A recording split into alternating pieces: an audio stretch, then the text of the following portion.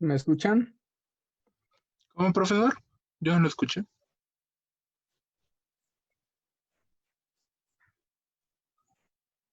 No escuché, perdón. Ah, es que yo tampoco lo escuché a usted. Les comentaba que si terminaron de resolver el problema 4 que estábamos viendo la clase pasada.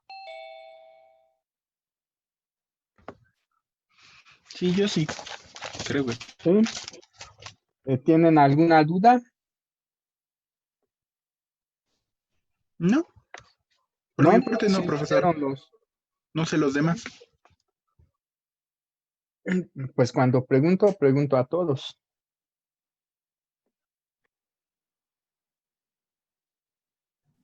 No, profesor. No, seguros. Sí lo hicieron. O me dan Sí, el avión como en algunos ejercicios pasados. no, no, no. Bueno, si no hay dudas, entonces vamos a continuar. Nada más les vuelvo a mencionar qué es lo que daban. En ese problema nos daban el generador. Eso implica que nos daban el voltaje del generador, su impedancia interna.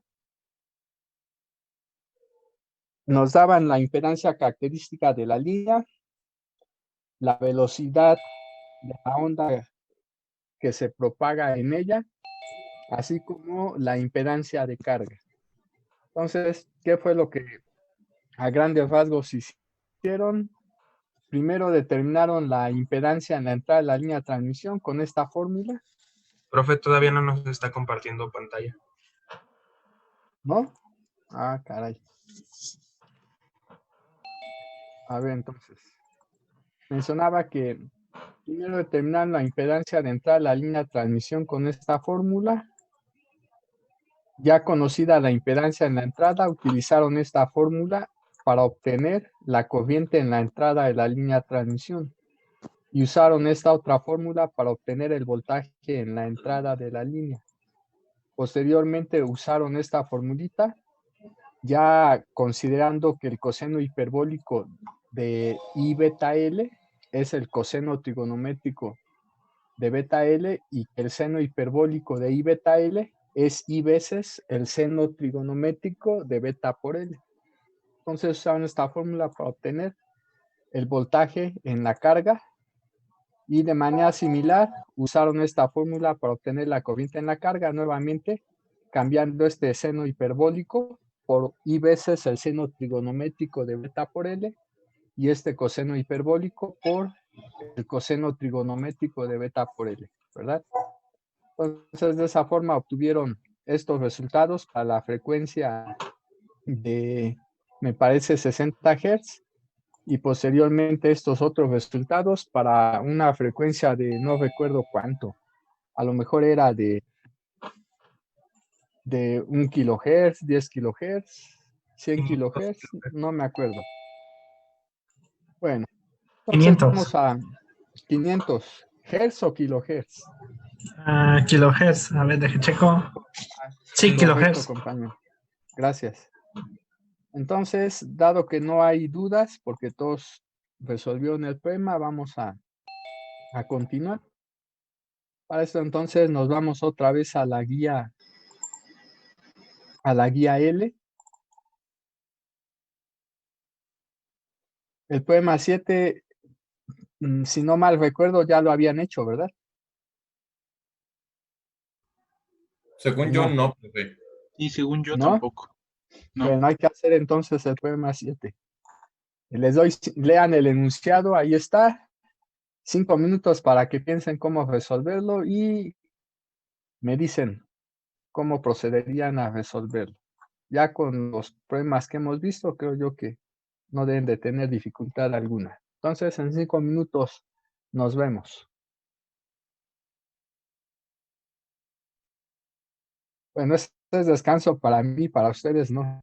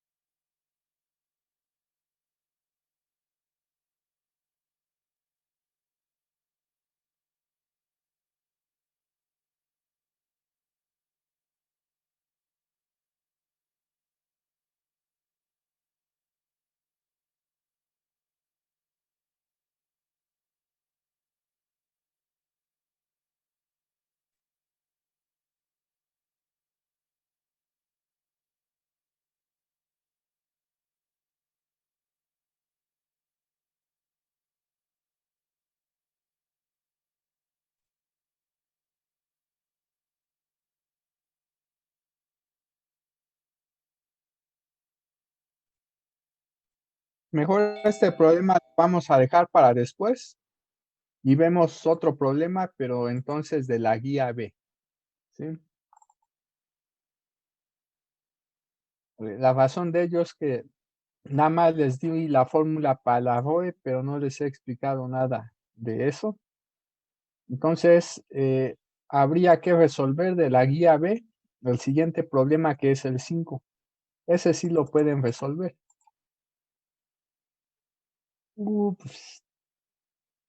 También ahí ese es lo que se llama la ROE. Bueno, pues voy a empezar entonces con lo que sigue para ya poder hacer, se supone que sin ninguna dificultad, estos problemas 7 de la guía L y 5 de la guía B. Entonces, voy a compartir con ustedes uno por el chat. Hay que bajarlo. ¿Dónde está el chat?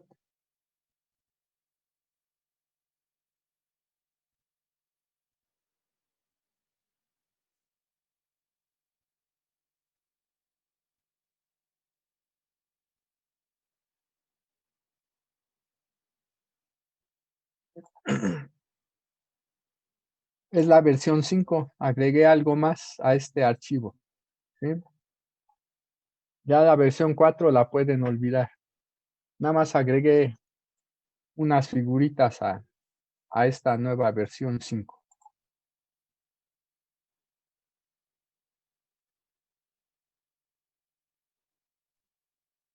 Lo voy a abrir y me voy a ir a la parte donde nos habíamos quedado.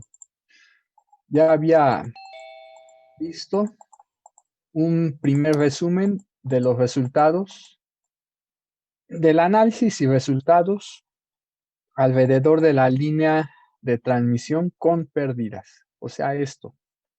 ¿Sí? De los resultados más importantes, ¿cuáles son? Pues esos ya los manejan bastante bien. Aquí tenemos el fasor voltaje y el fasor corriente en cualquier punto de la línea de transmisión, el parámetro de propagación o coeficiente de propagación, la impedancia característica de la línea de transmisión, las expresiones que en realidad utilizamos para obtener los fasores voltaje y corriente en cualquier punto de la línea, considerando que el coeficiente de reflexión en la carga está dado por esta fórmula.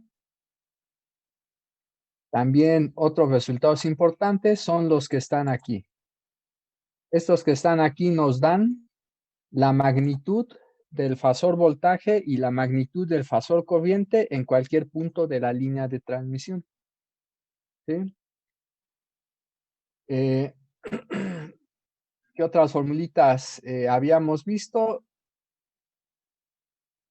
Esta otra. Esta que está aquí nos sirve para determinar la potencia en cualquier punto de la línea de transmisión. Esa potencia está asociada tanto a la onda incidente como a la onda reflejada, si es que existe. Habíamos visto también pues, esta formulita para obtener la impedancia en cualquier punto de la línea. Esta formulita o esta que está aquí para obtener el coeficiente de reflexión en cualquier punto de la línea, donde la psi L que aparece aquí no es otra cosa más que la fase del coeficiente de reflexión en la carga. También les mencioné que en términos del coeficiente de reflexión en la carga, perdón, que en términos del coeficiente de reflexión en cualquier punto de la línea, que es este, se puede escribir el voltaje, el fasor voltaje en cualquier punto de la línea mediante esta fórmula, el fasor corriente en cualquier punto de la línea también mediante esta otra fórmula y la impedancia en cualquier punto de la línea mediante esta formulita que está aquí. Les mencioné también algunas observaciones que se pueden hacer en relación a algunas de esas cantidades, particularmente cuando la impedancia característica de la línea de transmisión es un número complejo, es el caso general para líneas con pérdidas. El coeficiente de reflexión en la carga toma valores tales que su magnitud es menor o igual que 1 más la raíz de 2. Por otro lado, también tenemos esta expresión para la magnitud del coeficiente de reflexión en cualquier punto de la línea de transmisión. Tenemos esta expresión para la fase del coeficiente de reflexión en cualquier punto de la línea de transmisión. Les recuerdo que Z minúscula representa posición a lo largo de la línea. También tenemos este otro resultado, solo que aquí está mal, esto debe de ser 1. La diferencia de fase del coeficiente de reflexión en dos puntos distintos de la línea es igual a esta cantidad que está aquí, a 2 veces beta por la diferencia en posiciones entre esos dos puntos de la línea que se están considerando. Otro resultado importante es que cuando el coeficiente de reflexión en algún punto de la línea es un número real, tomando en cuenta esta formulita que está aquí, la que estoy marcando varias veces, si gamma de z es real, pues se ve entonces que z de z sería real, pero siempre y cuando esta z0 sea real. Aquí hay un error que no vi. Esto debe de llevar un gorrito. La z que lleva gorrito, la impedancia que lleva gorrito se llama impedancia normalizada. ¿Cómo se define? Se define como la impedancia en la posición Z de la línea dividida entre la impedancia característica. Entonces aquí hay un error. Aquí debe de ir Z gorrito, ¿sí? De una vez lo voy a corregir, si no después se me olvida.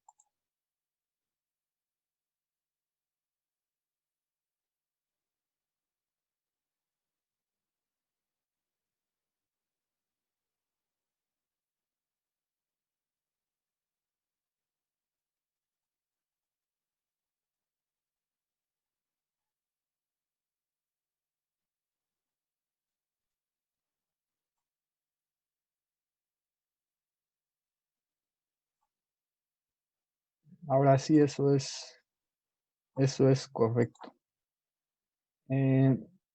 ¿Cómo se define Z gorrito? Lo puedo poner aquí. Profe, de una vez, ¿cree que pueda corregir lo de las fases que nos comentó que también ¿Lo de qué, perdón? en sus fases, que ve que nos dijo que es Z1? Ah, correcto. Gracias. Ahorita lo hago. Entonces aquí es módulo, es gorrito y esto es definición. Es el cociente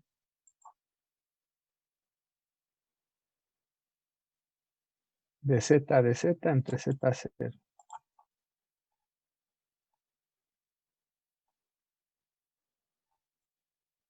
Al entrar la definición, entonces se obtiene lo que está ahí.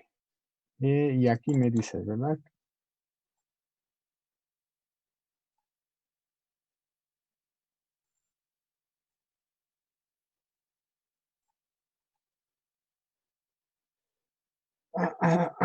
¿Qué página es la que no va?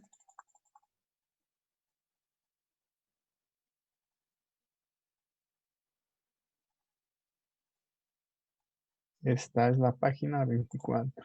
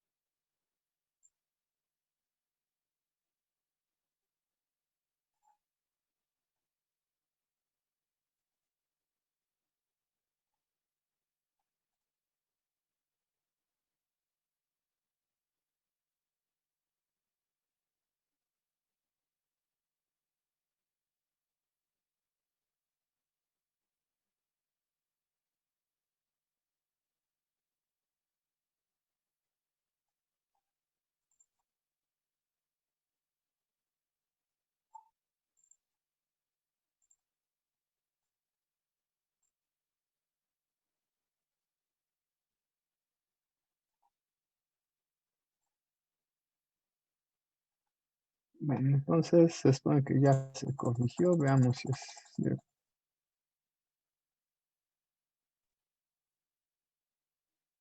Bueno, parece que ya están corregidos. ¿Sí? Entonces les vuelvo a enviar el archivo.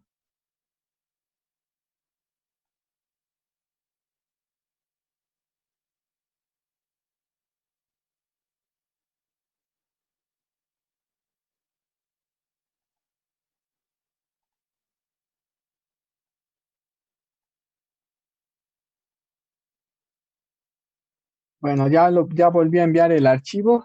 Este ya tiene esas correcciones. ¿Sí? Bueno, también otras propiedades que vimos. Ahorita les voy a explicar rápido esto que está aquí. Algunas de estas cosas que están aquí, utilizando ya el plano complejo del coeficiente de reflexión. ¿Sí? También tenemos otra cosa. Cuando el coeficiente de reflexión es positivo, las fases de ese coeficiente de reflexión, o la fase más bien, debe de tener esta forma. ¿Sí? Cuando el coeficiente de reflexión es negativo, la fase del coeficiente de reflexión debe de tener esta forma. Y aquí estoy mencionando que m toma valores 0, menos 1, menos 2, menos 3, etcétera, porque esto es el conjunto de números enteros, quitándole los enteros positivos. ¿Qué es lo que nos queda? Los enteros negativos junto con el número 0. ¿Sí? Entonces, otros resultados que también mencioné, ya nada más porque los hayamos visto, tienen que ver con estas tres eficiencias que se manejan. La eficiencia en la entrada a la línea de transmisión, la eficiencia de la línea de transmisión y la eficiencia en la carga. Les mencionaba que para tener comunicaciones confiables en vía inalámbrica, se requiere que estas eficiencias, ¿sí?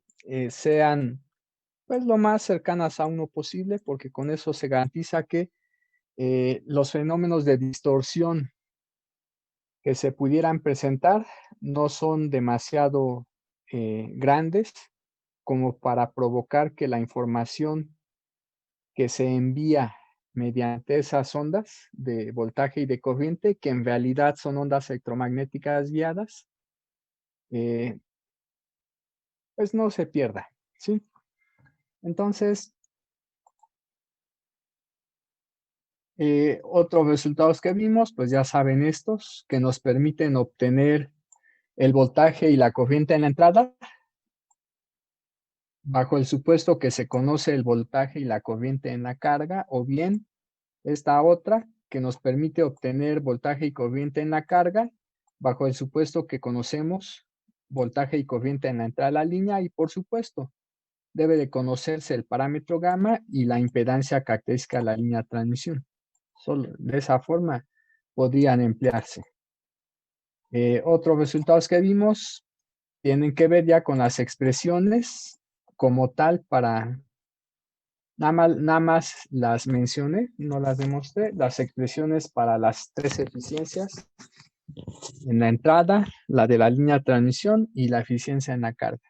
También vimos estos resultados, son importantes porque cuando tenemos una línea terminada en cortocircuito, lo que podemos decir es que el voltaje en la carga es nulo, la impedancia de carga asociada al cortocircuito es de hecho 0, el coeficiente de reflexión en la carga es -1 y la impedancia en la entrada de la línea de transmisión es igual a esto que está aquí, a Z0 por la tangente hiperbólica de gamma L. Por otro lado, vimos que cuando la línea termina en circuito abierto, ahora la corriente en la carga vale 0, mientras la impedancia asociada al circuito abierto, es infinita, tanto en la parte real como en la parte imaginaria. Por otro lado, el coeficiente de reflexión en la carga, para ese caso, vale +1, y la impedancia en la entrada de la línea de transmisión que termina en circuito abierto, pues es dada por esto que está aquí, Z0 por la cotangente hiperbólica de gamma L. Estas fórmulas ya las habíamos usado particularizándolas a línea sin pérdidas, ¿sí? Porque con eso resolvimos uno de los problemas de la guía B. Estas observaciones que ya les había dicho, que tienen que ver con la parte real e imaginaria, tanto de la impedancia característica de la línea de transmisión como del parámetro de propagación. Estas formulitas nos dicen que la relación de las partes real e imaginaria de esas cantidades en función de la frecuencia es algo, digamos, complicada, ¿sí? Teníamos también estos resultados, que en una línea con pérdidas, en general, se va a presentar el fenómeno de distorsión debido a distorsión de fase, que proviene del hecho que la velocidad de fase de ondas de distinta frecuencia no es la misma, y por otro lado también una distorsión de amplitud que se debe a que la constante alfa depende también de quién, de la frecuencia. También vimos lo que viene siendo la línea de transmisión con pérdidas, pero sin distorsión. Les mencionaba que para ese caso debe de cumplirse esto y los 4 parámetros deben de ser distintos de 0. Vimos que en esa situación no hay distorsión de fase, pero debido a que la resistencia depende de la frecuencia, sí va a haber distorsión de amplitud. Pero esa distorsión de amplitud suele despreciarse cuando las señales que transmitimos a través de esa línea son de un ancho de banda angosto, ¿sí? Que es de hecho lo más común, precisamente para evitar esos problemas de distorsión de amplitud, dado que en una situación como esta no habría distorsión de fase. Ahora, en el caso general siempre hay distorsión de fase y distorsión de amplitud, pero por lo regular, como les mencioné, los mensajes que enviamos a través de ese canal suelen tener un ancho de banda angosto. Y cuando tenemos señales que tienen un ancho de banda angosto, entonces esos fenómenos de distorsión tanto de fase como de amplitud no son graves, ¿sí? El mensaje al final se termina recuperando en el otro extremo de la línea de transmisión bajo ciertas condiciones de operación, ¿sí? Teníamos este otro resultado que es el que corresponde a líneas de bajas pérdidas, ¿sí? Cuando la resistencia es mucho menor que omega L y la conductancia es mucho menor que omega C, entonces se considera que la línea es de bajas pérdidas, ¿sí? Y resulta que la parte real de la impedancia característica es mucho mayor que la reactiva, ¿sí? Que la reactancia. Y también resulta que la beta es mucho mayor que la alfa en este tipo de líneas, ¿sí? Resulta también que la velocidad de fase es aproximadamente 1 sobre la raíz de L por C, por lo tanto en estas líneas no se presenta distorsión de fase y como alfa es demasiado pequeña, aunque sea función de la frecuencia, la distorsión de amplitud suele ser despreciable siempre y cuando la línea de transmisión no sea muy larga. Cuando la línea de transmisión es larga, entonces, aunque la alfa sea pequeña, los efectos acumulativos a lo largo de la línea de transmisión sí pueden provocar que haya una distorsión apreciable de amplitud. Pero nuevamente, ¿cómo se le da vuelta al asunto? Enviando a través de esa línea de transmisión señales que son de banda angosta, ¿sí? Bueno, lo que me interesa, lo que agregué de hecho son estas 2 figuritas. Estas 2 figuritas corresponden a líneas con pérdidas. Como aquí se menciona, aquí tengo 2 ejes, ¿sí? Bueno, como aquí se menciona. Ahí se menciona que la figura corresponde al plano del coeficiente de reflexión. Como el coeficiente de reflexión es un número complejo, en realidad lo correcto es decir que estamos en el plano complejo del coeficiente de reflexión. ¿sí? Entonces, ya sabemos nosotros que el coeficiente de reflexión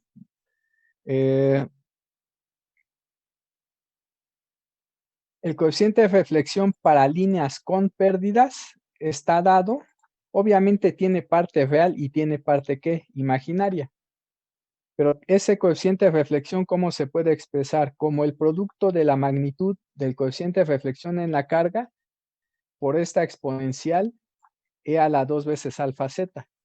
Eso multiplicado por esta otra exponencial de argumento imaginario, e a la i 2 veces beta z más psi l. ¿Sí? ¿Qué es importante? Ya les había yo mencionado que lo que voy a encebar ahorita con verde, lo que estoy encebando con verde, es de hecho la magnitud del coeficiente de reflexión en la posición z de la línea. Y lo que voy a encebar ahora con azul esto que está aquí incluye al número 2. Se denota por psi de z y representa la fase del coeficiente de reflexión en la posición z de la línea de transmisión. ¿Sí? Como estamos considerando líneas con pérdidas, ya saben que alfa es distinta de 0. ¿Sí? Es distinta de 0. Bueno, entonces aquí tenemos el plano complejo del coeficiente de reflexión. El eje horizontal es U de Z. ¿Y quién es U de Z? Pues aquí aparece. Es la parte real del coeficiente de reflexión en la posición Z de la línea. Y por otro lado tenemos aquí el eje imaginario I veces B de Z. ¿Sí? ¿Qué es esta B de Z? La parte imaginaria del coeficiente de reflexión. ¿Sí? Noten que aquí tengo parte imaginaria del coeficiente de reflexión multiplicada por I. La convención que yo uso, tengan cuidado aquí, por eso lo estoy mencionando. ¿Cuál es la convención que yo uso? A ver, otra vez, tomo esta expresión, ¿sí? Eso me está dando la forma que tiene el coeficiente de reflexión en su forma que cartesiana. A U de Z le llamo la parte real del coeficiente de reflexión gamma de Z. Y a esta B de Z sin el número I le llamo la parte imaginaria del coeficiente de reflexión. ¿Por qué razón?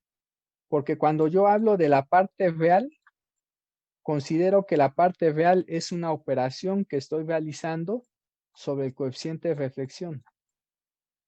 Al sacar la parte real del coeficiente de reflexión, ¿qué obtengo? La U de Z. Y al sacar la parte imaginaria del coeficiente de reflexión, ¿qué es lo que obtengo? B de Z. ¿Sí? Entonces, cuando yo hablo de la parte real y de la parte imaginaria de una cantidad compleja, estoy considerando que parte real y parte imaginaria representan una operación que se está aplicando sobre un número complejo. ¿Sí? De esa forma, entonces, yo manejo parte real y parte imaginaria. No vayan a confundir con lo que en alguno de sus cursos tal vez les ponían esto, U más IB, y les decían que esta U era la parte real y que I veces B era la parte imaginaria de ese número complejo. ¿Están de acuerdo que no es lo mismo? Porque yo a B de Z le estoy llamando la parte imaginaria. Mientras aquí, la I veces B es la parte imaginaria de ese número complejo. Entonces yo omito el número I cuando me refiero a la parte imaginaria, porque estoy considerando otra vez que esta parte real y esta parte imaginaria son operaciones aplicadas a una cantidad compleja. Al aplicar esa operación se obtiene un número real. Entonces, de esa forma yo manejo parte imaginaria, ¿sí? Y parte real. Entonces, hay que acostumbrarse a esa convención para que no vayan a confundirse algunas veces. Bueno, entonces esto que está aquí es el eje U de Z y esto que está aquí es el eje, o sea, el eje vertical es el eje Y, B de Z, ¿sí? El eje imaginario, Y, B de Z. Entonces, aquí estoy graficando un punto. Primero, tomé la circunferencia de radio 1 en el plano complejo. Estoy considerando que como U y B son cantidades reales, el cuadrado de U más el cuadrado de B igual con 1, ¿qué me representa? Aquí arriba está diciendo que me representa una circunferencia de radio 1 con centro en el origen. Esta circunferencia unitaria va a ser muy importante, la vamos a estar manejando mucho cuando veamos lo que se llama la carta de Smith, ¿sí? Que no tarda mucho para eso, no falta mucho. Entonces, este puntito negro que está aquí me representa un punto en el plano complejo. Ese punto es básicamente de un coeficiente de reflexión. Aquí lo estoy poniendo. El coeficiente de reflexión gamma evaluado en la posición Z1 de la línea. Simplemente tomé un punto de la línea de transmisión, a ese punto le asocié la coordenada Z1 y evalué ahí el coeficiente de reflexión. Supongamos que ya conocemos ese coeficiente, simplemente lo graficamos aquí en el plano complejo del coeficiente de reflexión. Sería este punto. Como saben ustedes, como este gamma de Z1 escrito en su forma rectangular tiene esta forma, pues ya saben que U de Z1 pues sería básicamente este puntito que tenemos sobre el eje horizontal negativo y veces B de Z1 sería este puntito que tenemos sobre el eje vertical positivo, ¿sí? Bueno.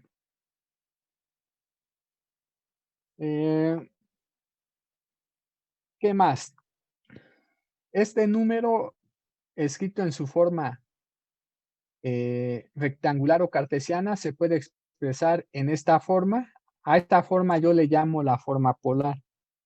No sé qué notación, qué terminología hayan ustedes usado en sus otros cursos o qué terminología usen, pero cuando yo me refiero a la forma polar de una cantidad compleja, me estoy refiriendo a un número complejo expresado de esta forma.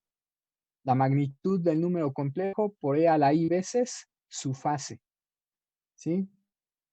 Entonces, nosotros ya sabemos que la magnitud de ese coeficiente de reflexión por tratarse de una línea con pérdidas tiene esta forma. Es el producto de la magnitud del coeficiente de reflexión en la carga por la exponencial de argumento 2 veces alfa z. Por otro lado, la psi, esto comúnmente se pronuncia así, psi, ¿sí? Esta letrita. La psi en Z1 se puede expresar como 2 veces beta z más esta psi L. ¿Y qué es la psi L? La fase del coeficiente de reflexión en la carga. Mientras esta psi evaluada en Z1 es la fase del coeficiente de reflexión en la posición Z1 de la línea de transmisión.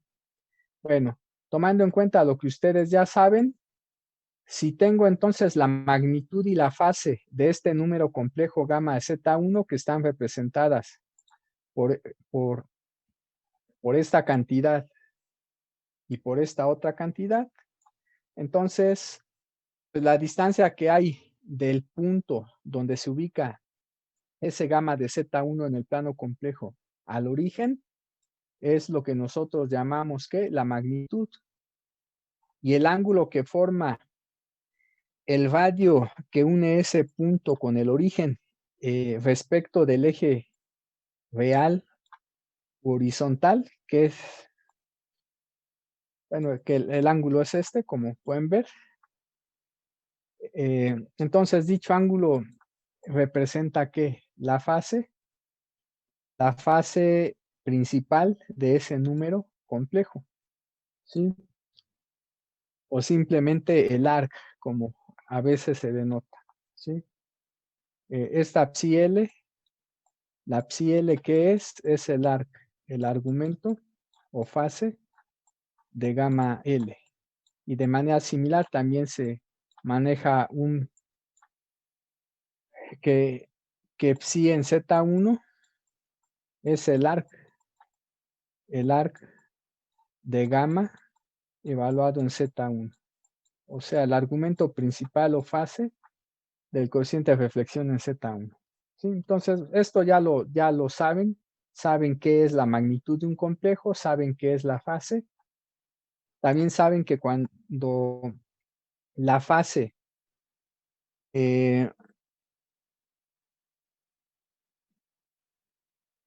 toma valores mayores que 180 grados, lo más común es que al final se termine representando no como una fase positiva, sino como una fase negativa. Por ejemplo, si este fuera el punto del plano complejo, o este otro, si ese fuera un cociente de reflexión en el plano complejo, la fase en esos dos cuadrantes suele representarse más de esta forma, usando ángulos negativos, los cuales se miden en sentido horario. Cuando el número imaginario está en el primero y segundo cuadrante, lo más común es que se asocia a esos números una fase positiva que se mide por lo mismo en sentido que antihorario, ¿sí? Bueno, esas son cuestiones básicas que han visto en sus cursos de matemáticas en relación al manejo de cantidades complejas. Ahora lo que me interesa es discutir un poco de la relación que existe entre el cociente de reflexión en un punto de la línea y la impedancia normalizada en un punto de la línea. Como les dije, por definición, la impedancia normalizada en un punto de la línea es igual a esto. La impedancia en ese punto dividida entre Z0. ¿Eso qué nos da como resultado? Que la impedancia normalizada sea igual al cociente de la suma de 1 más de 1 y el cociente de reflexión en la posición Z de la línea entre la diferencia de 1 y el cociente de reflexión en la posición también Z de la línea de transmisión. O sea, lo que aquí había encerrado. ¿Eso qué sugiere? Este puntito negro que yo dibujé aquí representa al coeficiente de reflexión. ¿Sí? Pero en realidad, este mismo puntito, ¿a quién representa a su vez? A la impedancia normalizada en la posición Z1 de la línea. Este punto representa dos cosas a la vez. Representa el coeficiente de reflexión en la posición Z1 de la línea y también representa a la impedancia normalizada en la posición Z1 de la línea. ¿Cuál es la razón de ello? Que esta impedancia normalizada, tomando en cuenta la formulita, es 1 más gamma evaluado en Z1. Entre 1 menos gamma evaluado también en ¿qué? En Z1. Cuando Z1 ya se conoce, este cociente, también se conoce y por lo tanto se conoce ¿quién? La impedancia normalizada en esa posición Z1 de la línea. Por esa razón, ¿sí? Se puede decir que este punto que está aquí representa a su vez tanto al coeficiente de reflexión en la posición Z1 de la línea como a la impedancia normalizada en esa misma posición de la línea de transmisión. ¿Sí? Esto va a ser importante porque lo que se llama la carta de Smith tiene que ver con una gráfica que se presenta para la parte real y la parte imaginaria de esta impedancia, pero esa gráfica para la parte real y la parte imaginaria de estas impedancias normalizadas se realiza en el plano complejo del coeficiente de reflexión. ¿Sí? Entonces, hay que tomar en cuenta que lo que da origen a esa carta de Smith es de hecho esta relación. Voy a borrar todo y voy a volver a marcar la ecuación que me interesa. Lo que da origen a la carta de Smith es esta ecuación, esta de aquí. La relación entre la impedancia normalizada y el coeficiente de reflexión en una posición dada de la línea. ¿Sí? Por eso les digo que en ese por eso les digo que este punto representa a su vez tanto al coeficiente de reflexión en la posición Z1 como a la impedancia normalizada en la posición Z1. ¿Sí? Pero esta impedancia normalizada se está graficando ¿dónde? En el plano complejo del coeficiente de reflexión. ¿Cómo se obtiene este punto que representa esta impedancia normalizada? Pues graficando primero el coeficiente de reflexión. ¿Sí? Cuando nosotros veamos la carta de Smith, vamos a ver que de hecho podemos primero obtener la gráfica de este punto. ¿Sí? Podemos ubicar el punto más bien utilizando el valor de la impedancia normalizada, pero ese mismo punto ¿a quién va a representar? Al coeficiente de reflexión en una posición dada de la línea. ¿Sí? Pero eso lo vamos a ver hasta que veamos carta de Smith. Por el momento me voy a ir a la segunda figura de esta página. ¿Sí? En esta segunda figura, nuevamente tengo el plano complejo del coeficiente de reflexión, solo que estoy agregando ahí algunas de las observaciones que ya había hecho para el caso de líneas con pérdidas. ¿Cuáles son esas observaciones? Todos los puntos que están aquí, todos estos puntos, ¿sí? Corresponden a valores reales del coeficiente de reflexión, porque esos puntos se ubican ¿sobre qué eje? Sobre el eje real negativo. De entrada, todos esos puntos representan valores reales del coeficiente de reflexión, pero esos valores reales, ¿cómo son? Negativos, como aquí se está diciendo. ¿Sí? Cualquiera de esos puntos es un gamma de z, que es menor que 0, pero mayor o igual que ¿quién? Que menos 1. Porque estoy considerando que esa circunferencia azul es la circunferencia unitaria con centro en el origen. ¿Sí? ¿Qué más? Ustedes bien saben que la fase de estos puntos, la fase principal de todos estos puntos, ¿cuánto vale? Pues si yo trazo el segmento que une el origen con cualquiera de esos puntos, por ejemplo ese segmento, ¿qué ángulo forma con respecto al eje real? Ese segmento que dibujé aquí, ¿qué ángulo forma con respecto al eje real? 180. 80, ¿verdad? O pi radianes. Pero estarán de acuerdo que si a esos 180 le sumo 360, regreso a esta misma posición.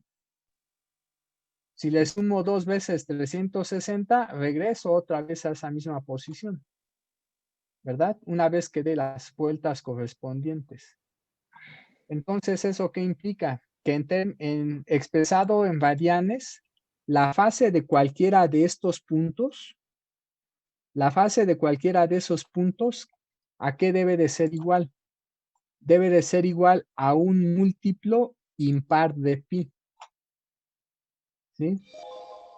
Múltiplo impar de pi.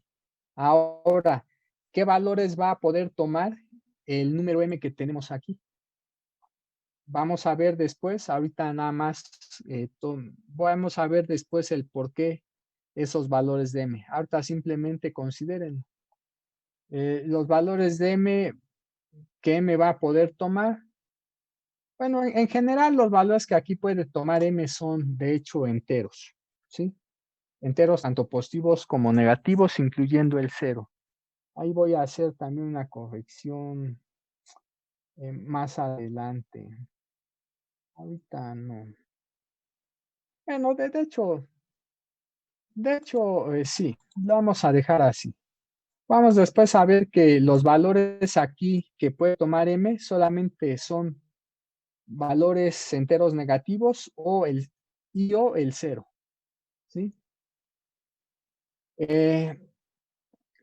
Bueno, todos estos puntos, aparte de que me representan coeficientes de reflexión con valores negativos, también representan otra vez a quién?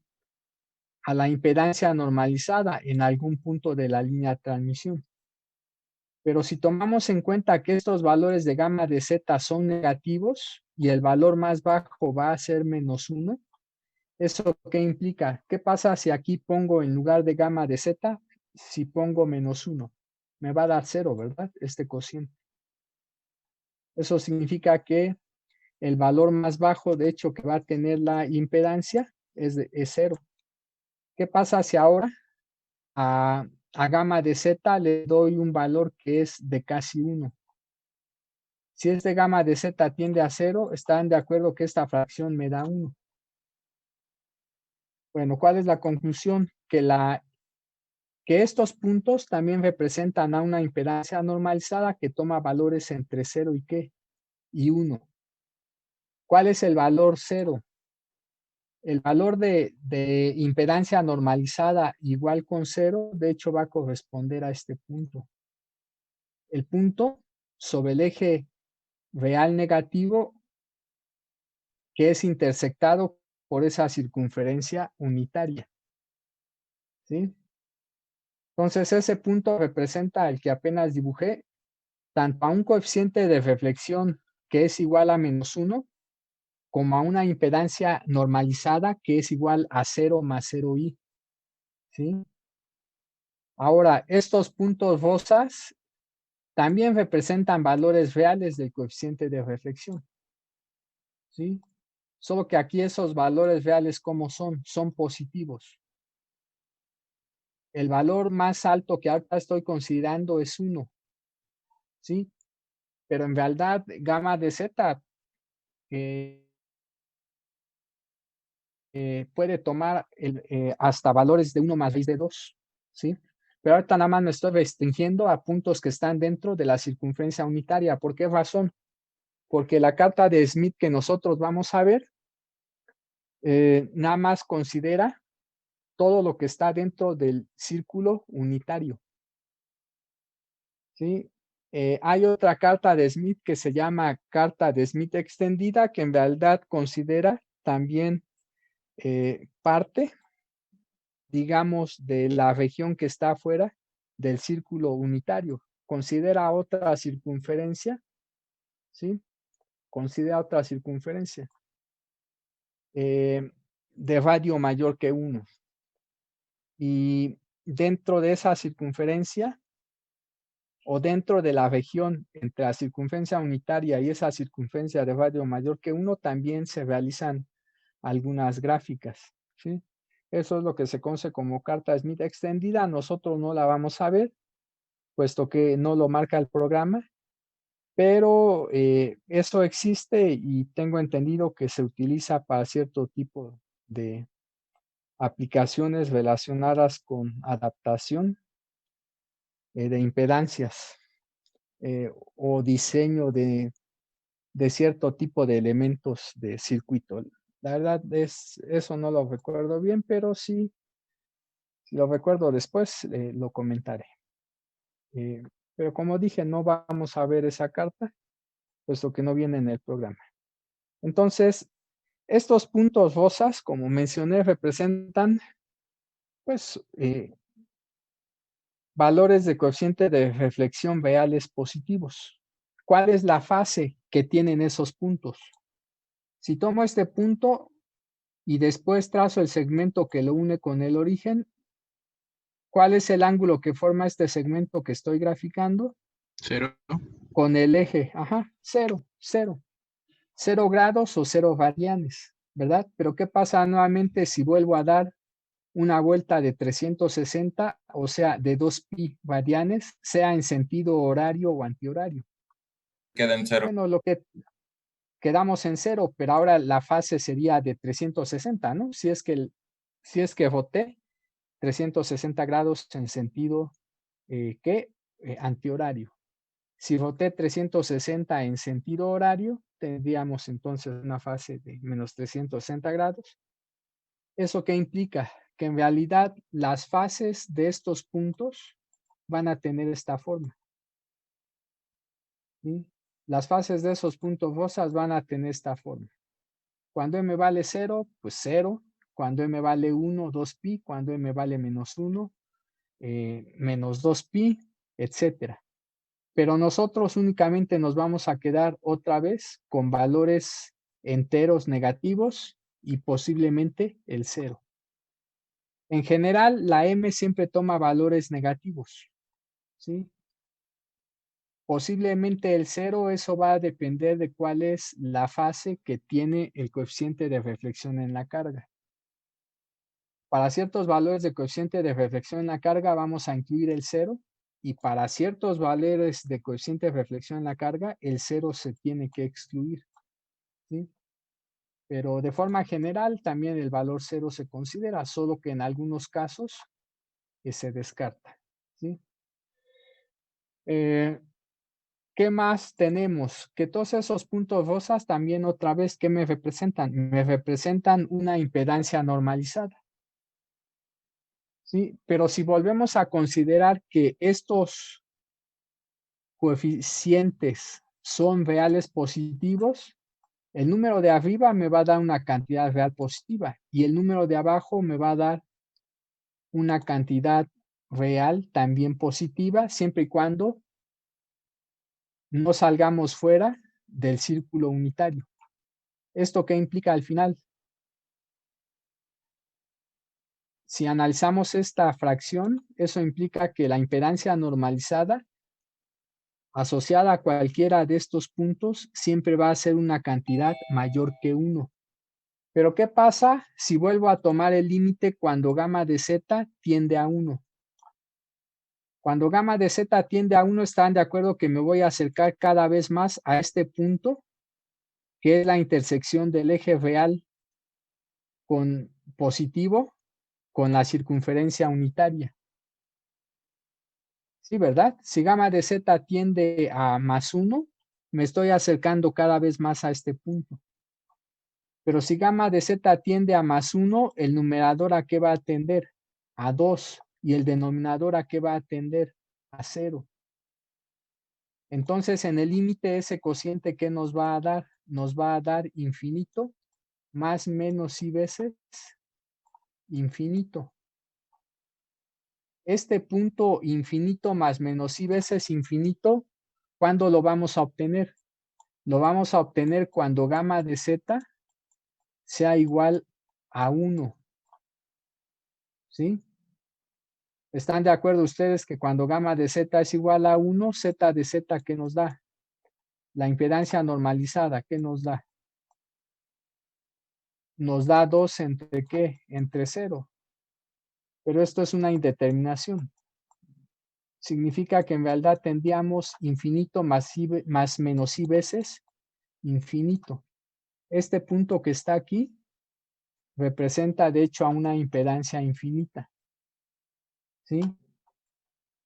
Cuando nosotros nos acerquemos a este punto, por ejemplo, pero por arriba, ¿sí?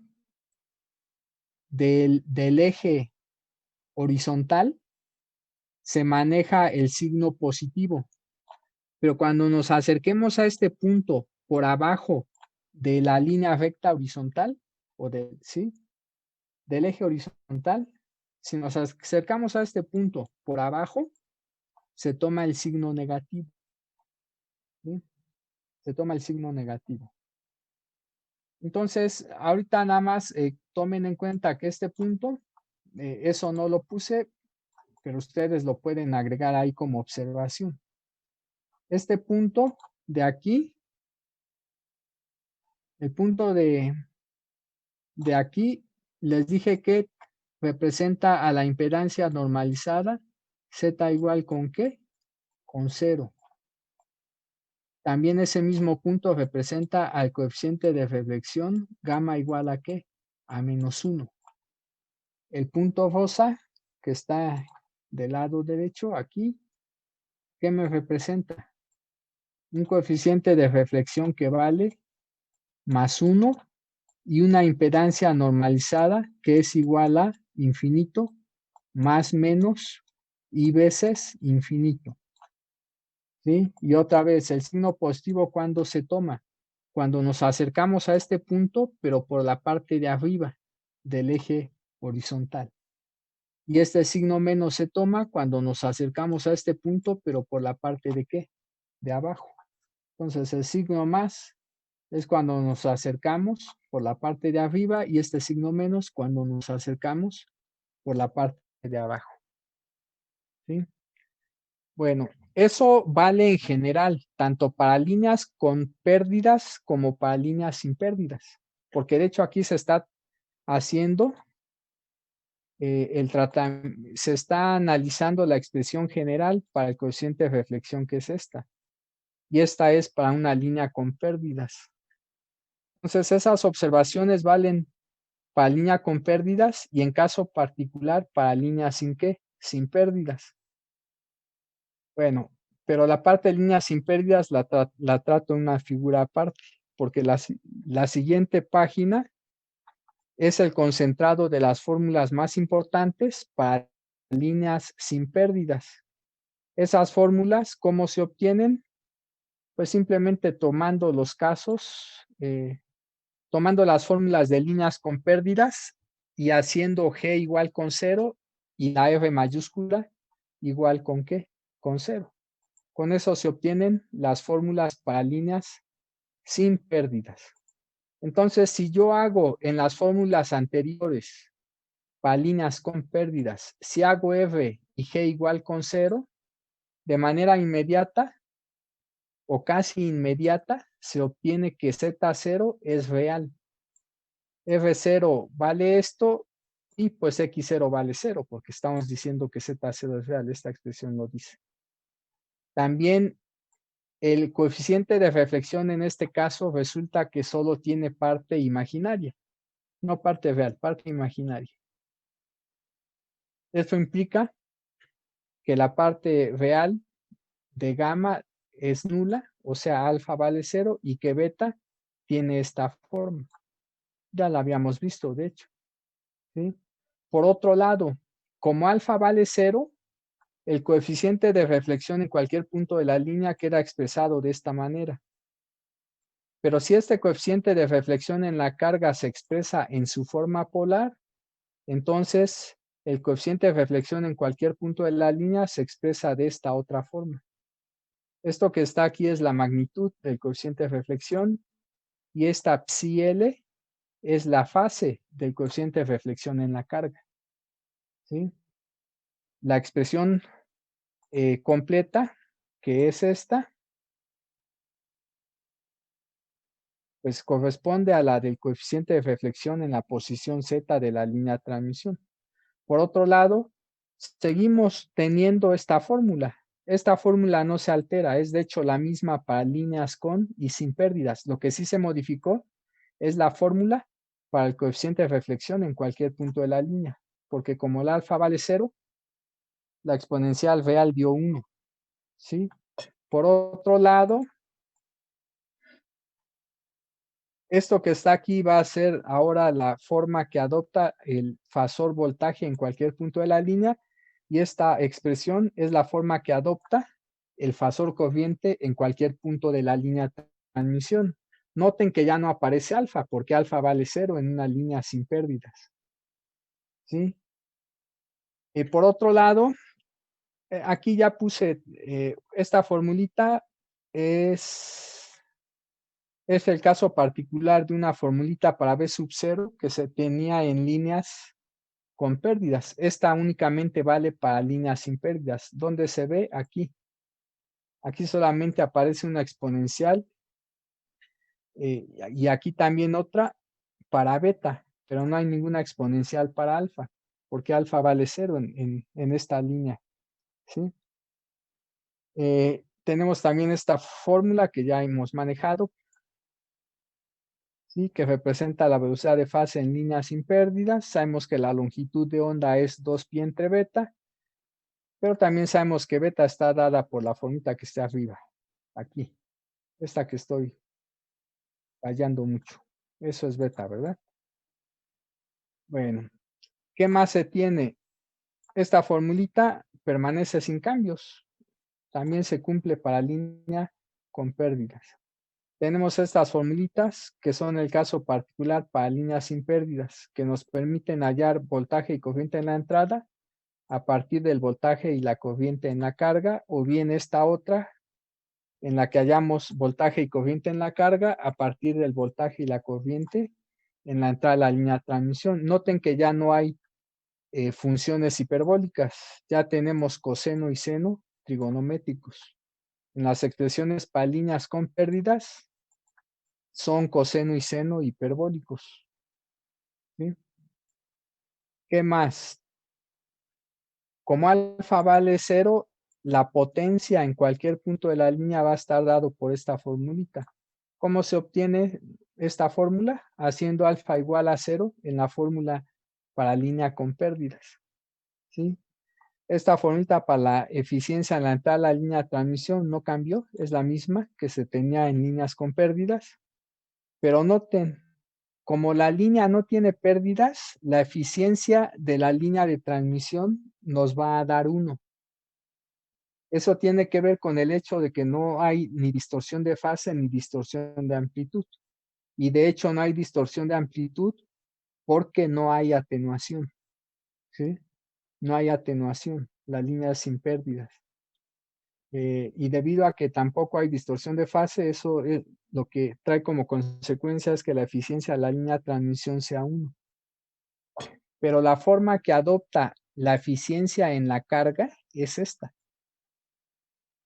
Para que nosotros tuviéramos una eficiencia 1 en la carga, se requiere que gamma L valga 0. Y para que gamma L valga 0, la impedancia característica de la línea de transmisión Z sub 0 debería de coincidir con la impedancia de carga. Solo de esa forma podemos tener gamma L igual con 0. Y si gamma L es igual con 0, la eficiencia terminal sería igual con 1. Esta expresión es muy simple porque ya nos está diciendo que para que tuviéramos una eficiencia unitaria o del 100%, pues basta con que no haya onda reflejada. Y para que no haya onda reflejada, se requiere que gamma L valga 0. Y para ello se requiere que Z0 sea igual con ZL. ¿Sí? Bueno, ¿qué más?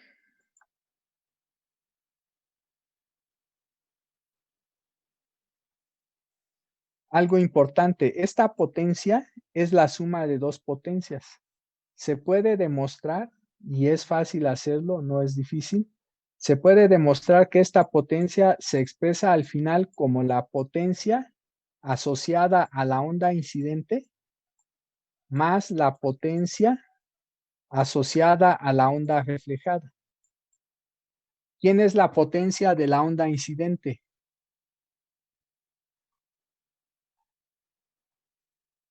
Este es un factor. A este factor le voy a llamar P sub 0. Bueno, resulta que la potencia de la onda incidente de hecho es P sub 0. ¿Sí? ¿Y quién es la potencia de la onda reflejada? Resulta ser el menos el producto de P sub 0 por la magnitud al cuadrado del coeficiente de reflexión en la carga. O sea, esa potencia tiene dos términos. El primer término que incluye a este 1 es de hecho la potencia de la onda incidente.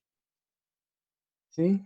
Y el segundo término que incluye a este menos el módulo de gamma L al cuadrado es de hecho la potencia de la onda reflejada. ¿Sí? Bueno, como dije, eso se puede demostrar. ¿Cómo? ¿Cómo se obtiene? ¿Cómo se obtiene la fórmula para la potencia de la onda incidente? Tomando un medio de la parte real del producto del voltaje en la entrada de la línea por el complejo conjugado de la corriente en la entrada. ¿Sí?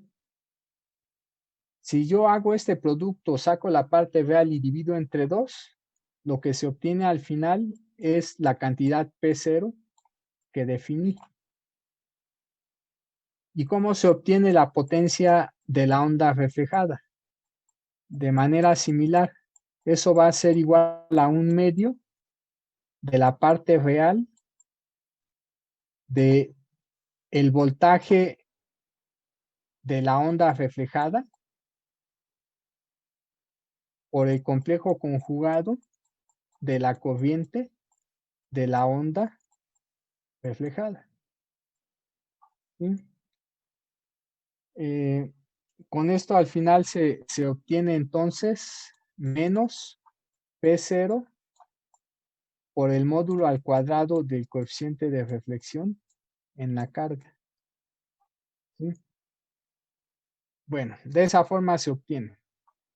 Y cuando se identifica este término y este término en la fórmula para P de Z, pues ya de esa manera se concluye que la potencia en cualquier punto de la línea es la potencia de la onda incidente más la potencia de la onda reflejada, pero hay algo más.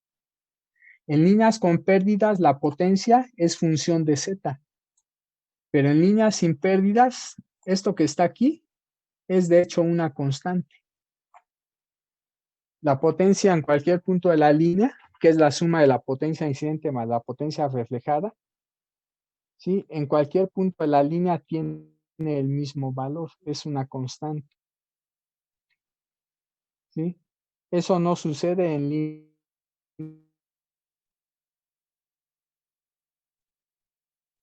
líneas con pérdidas.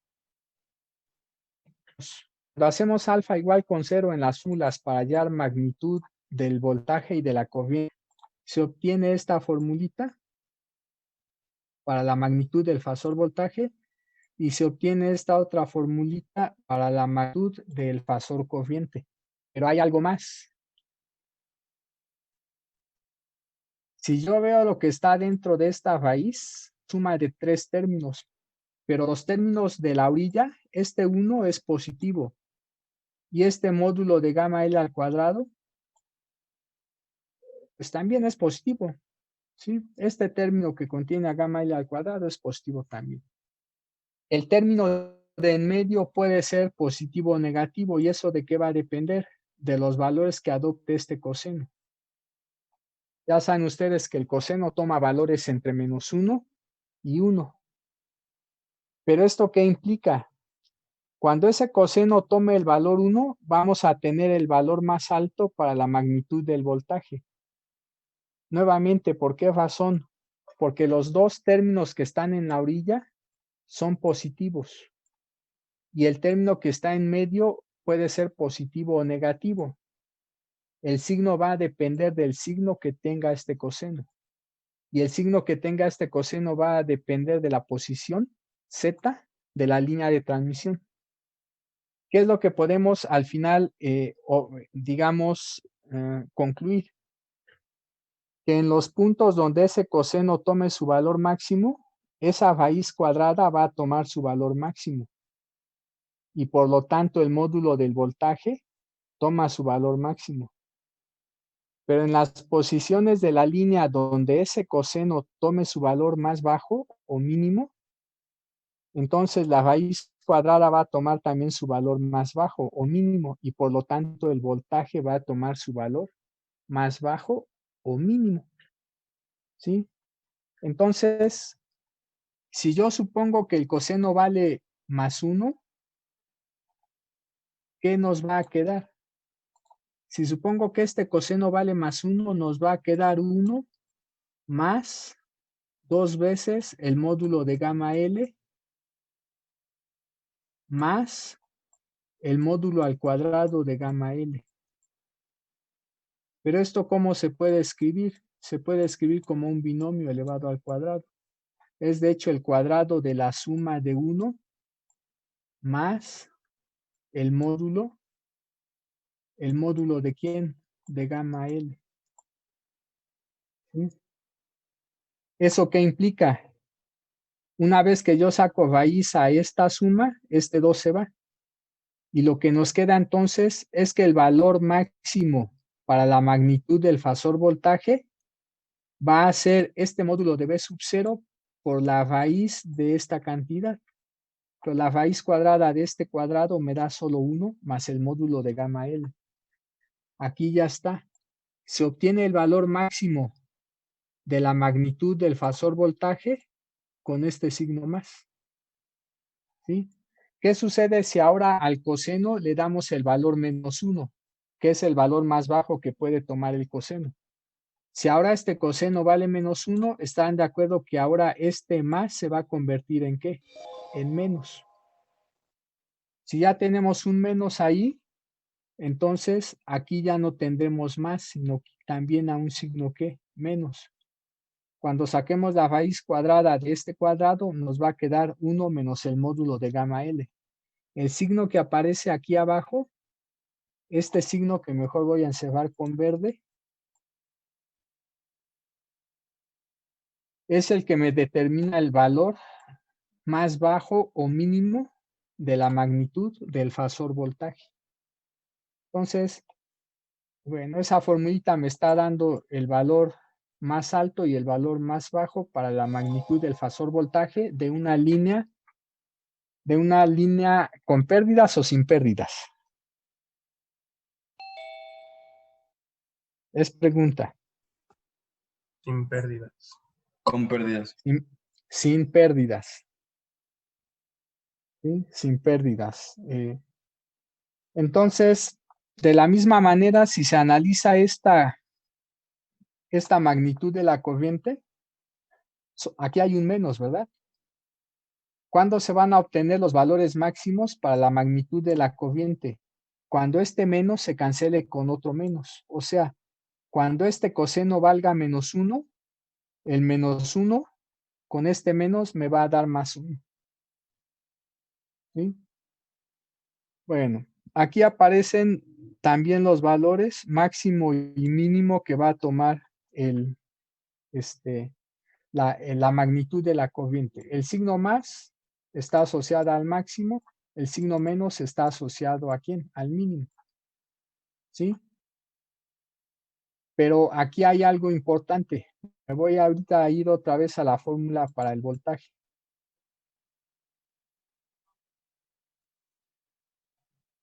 Como dije, cuando este coseno tomaba el valor 1, se tenían los máximos de voltaje. Pero ¿cuál es la condición para que este coseno tome el valor 1? Ustedes saben que el coseno de 0 grados, de 360 grados, de -360 grados, de 720, -720, nos da 1.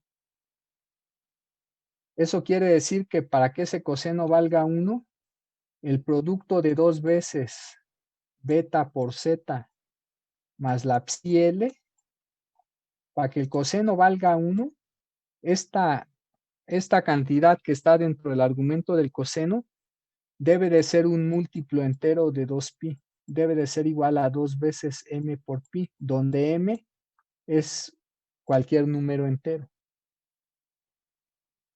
Entonces, esa es la condición para que se tengan máximos de voltaje. Si yo despejo de esta formulita a la z minúscula, se obtiene la formulita que aparece aquí. Esa formulita nos está dando las posiciones a lo largo de la línea de transmisión de los máximos de voltaje. ¿Sí? ¿Qué pasa si ahora supongo que este coseno valiera -1? Si ese coseno vale -1, ahora el producto de 2 veces beta z más la psi L debe de ser múltiplo impar de pi o múltiplo impar de 180 grados. Eso implica que esto va a tener la forma 2 veces m más 1 multiplicando a pi. Y esta m nuevamente toma valores enteros. Esta es la condición para que se tengan mínimos de voltaje. Si yo despejo de aquí, de esta fórmula rosa a la z, lo que se obtiene es lo que está aquí. Esa fórmula ya me está dando las posiciones de los mínimos de voltaje. De una manera similar se obtienen las posiciones de los máximos y mínimos de corriente. ¿Sí? Les recuerdo que la corriente fasorial y el voltaje fasorial son complejos. cuando se habla de máximos de voltaje, en realidad está uno ahorrando saliva. Nos estamos refiriendo a la magnitud del fasor voltaje. Y si también hablamos de máximos o de mínimos de corriente, es porque estamos ahorrando saliva. En realidad nos estamos refiriendo a la magnitud máxima o a la magnitud mínima del fasor ¿qué? Corriente. ¿Sí? Bueno, otra vez, debido a que aquí en la expresión para la magnitud de la corriente hay un signo menos, para que el término de en medio sea positivo, ¿sí? Y tome el valor más alto, se requiere que este coseno tome su valor más bajo, o sea, -1. ¿Están de acuerdo que -1 con este menos me va a dar más? Entonces, cuando este coseno vale -1, se van a tener los máximos de corriente. ¿Sí? Pero nosotros ya habíamos visto que para que el coseno valga -1, la fase de ese coseno, o sea, el ángulo que tenemos dentro, debería de ser múltiplo impar del número pi. ¿Sí? Esa es la razón por la cual tengo estas fórmulas. Noten ustedes, la fórmula para máximos de voltaje, aquí en el numerador, incluye a 2 veces mpi. Pero la fórmula para mínimos de corriente es la que también incluye a ese término 2 veces mpi. ¿Sí? ¿Eso a qué se debe? A que donde tenemos máximos de voltaje, de hecho tenemos mínimos de corriente. ¿Sí? Y por otro lado, esta expresión de aquí es igualita a la expresión de aquí. Pero la fórmula que está aquí corresponde a mínimos de voltaje. Y la fórmula que está aquí corresponde a máximos de corriente. ¿Sí? Entonces, donde tenemos mínimos de voltaje, tenemos máximos de corriente, y donde tenemos máximos de voltaje, tenemos mínimos de corriente. ¿Sí? Les recuerdo qué forma tenía la magnitud, la gráfica de la magnitud del fasor voltaje y la gráfica de la magnitud del fasor de corriente en una línea sin pérdidas. Ya les había mostrado esa figura. Es esta. Voy a borrar otra vez para que... Para líneas sin pérdidas, la magnitud del fasor corriente y la magnitud del fasor voltaje tienen esta forma.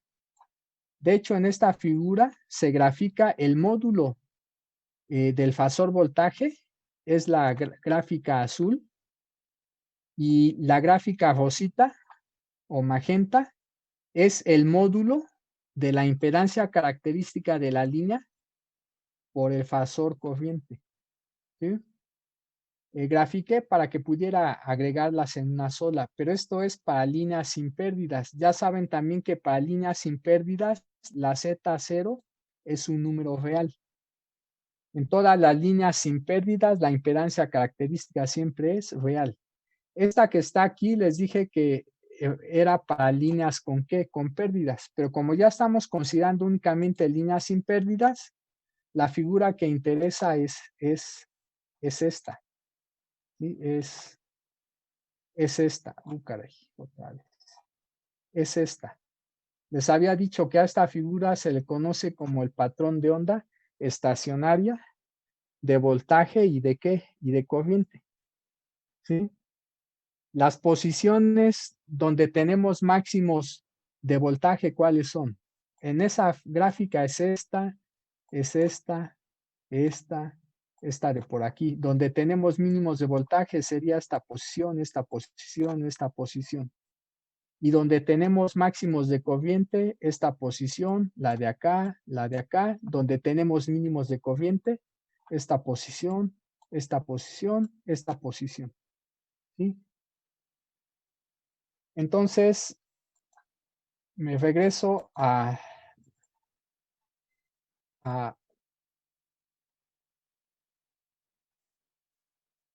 me regreso entonces aquí.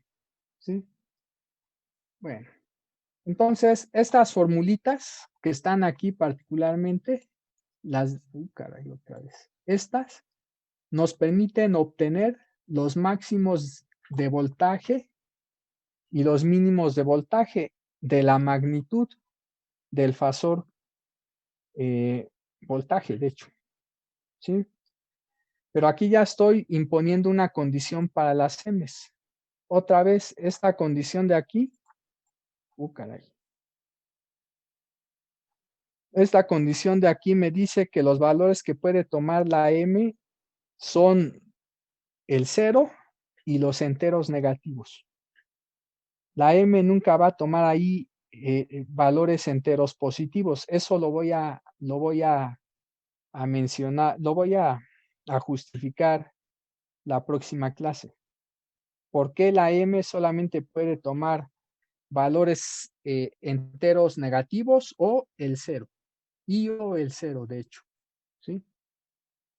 Bueno, ¿qué otros resultados tenemos para líneas sin pérdidas? Esto que está aquí, que representa la impedancia en cualquier punto de la línea de transmisión. Esto que está aquí, que representa la impedancia de entrada de una línea terminada en cortocircuito. Esta otra formulita que representa la impedancia en la entrada de una línea terminada en circuito abierto.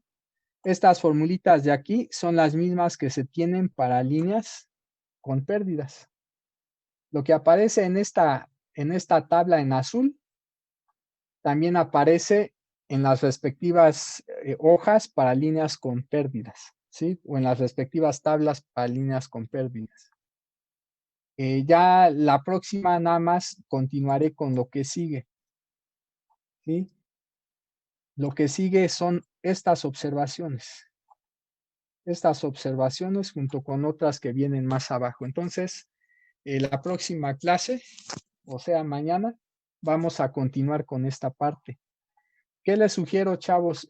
Revisen después de que terminen sus clases, el día de hoy o mañana tempranito.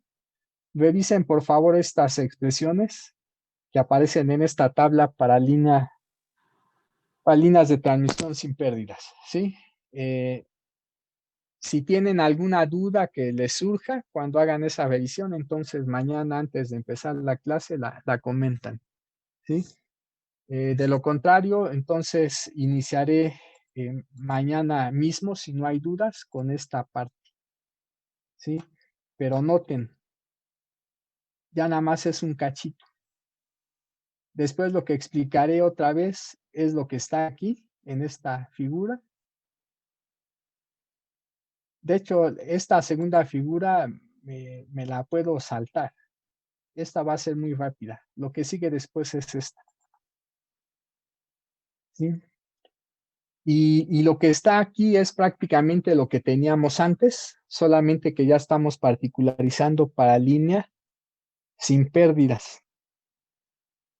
Particularmente las posiciones de máximos y mínimos de voltaje de las que hablé antes se pueden de alguna manera relacionar con estos puntos que ya había mencionado para línea con pérdidas y también con estos puntos que ya había mencionado para líneas con pérdidas.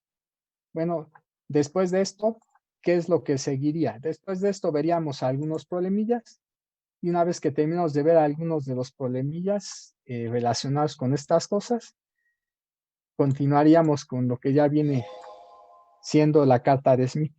Entonces, chavos, nos vemos mañana. Revisen, por favor, esa tabla de la página 17. Bueno, nos vemos mañana. Hasta luego, profesor. Nos vemos, profesor.